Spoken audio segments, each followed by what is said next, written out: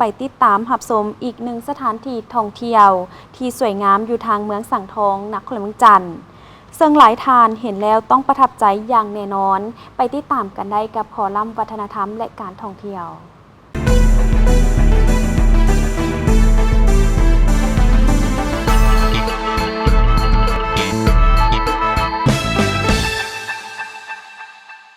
นี่คือความสวยงามของตาดหวังมาเมืองสังทองนครหลวงจันทร์ที่หลายคนเห็นแล้วต้องตกตะลึงในความงามของธรรมชาติที่ก่อกายกันลงมาเป็นสั้นๆด้วยน้ำที่ขาวใสไหลเย็นลองลอยลงมาอย่างบ่อขาดทรายเมื่อเห็นแล้วก็แสนอ่อนซ้อนงดงามป่านแต้มพลานหินแต่ละสั้นลุดลันกันลงมา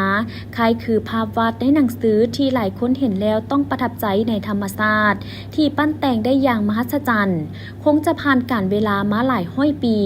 ตาดวังมาแห่งนี้ประกอบด้วย2สั้นที่ใหญ่โดยมีพนักขันอยู่ระหว่างกลางเป็นบ่อนให้นักท่องเที่ยวได้ชมวิวทิวทัศน์และมีตูบไว้บริการให้ทุกท่านได้นั่งพักผ่อนอย่างสบายมีสถานที่กว้างขวางสามารถนำเอารถขึ้นไปจอดได้